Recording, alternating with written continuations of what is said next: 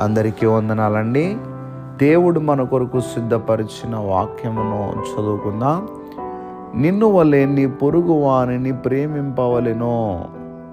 ప్రభునందు ప్రియ దేవుని బిడ్డలారా, మనము విశ్వసించినటువంటి దేవాది దేవుని యొక్క స్వరూపము ఎలా ఉంటుంది అని చెప్పి మనం ఆలోచించగలిగినట్లయితే, దేవుని యొక్క వాక్యము మనకు ఒక విషయాన్ని తెలియపరుస్తూ ఉంది.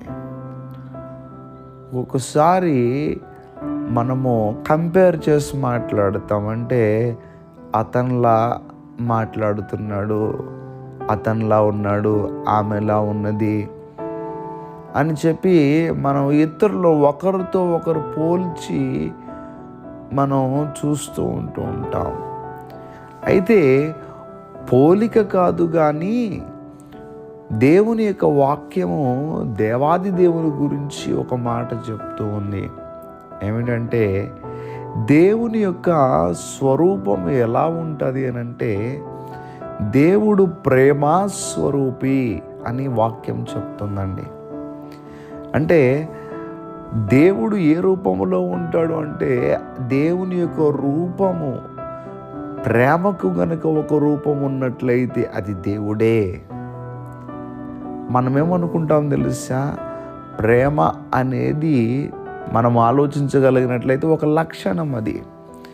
కానీ దేవుని దగ్గరికి వెళ్ళేసరికి దేవుడు ఎలా ఉంటాడు అని అంటే ప్రేమస్వరూపి అనే వాక్యం సెలవిస్తూ ఉంది.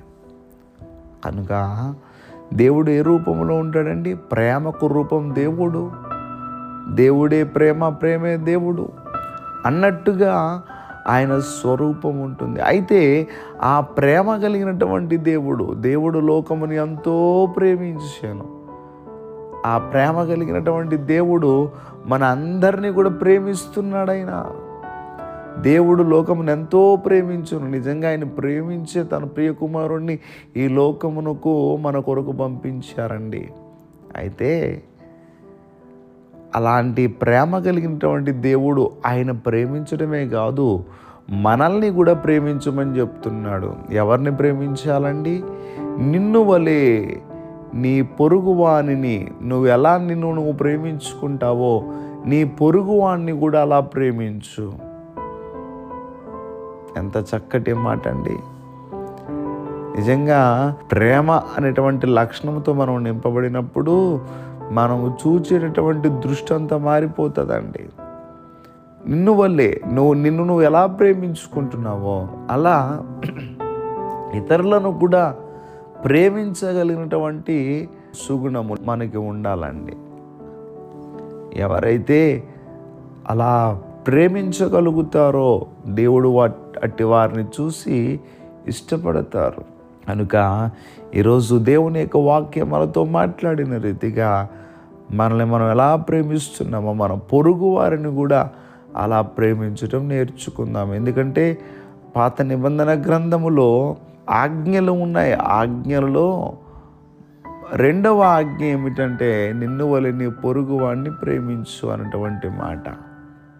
మన దేవుడు ప్రేమాస్వరూపి కనుక మనం కూడా అలాంటి ప్రేమతో నింపబడి ఇతరులను ప్రేమించి వారి కొరకు ప్రార్థన చేద్దాం. దేవుడి మాటలు దీవించును గాక. దయచేసి ప్రార్థన చేసుకుందామండి. సర్వాధికారైన దేవా, మీకు వందనములు. ఈ సమయంలో తండ్రి, నీ బిడ్డల కొరకు ప్రార్థన చేస్తూ ఉన్నాను.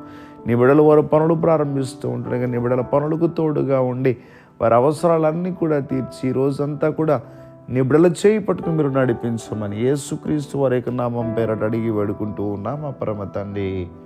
Amen, amen, amen.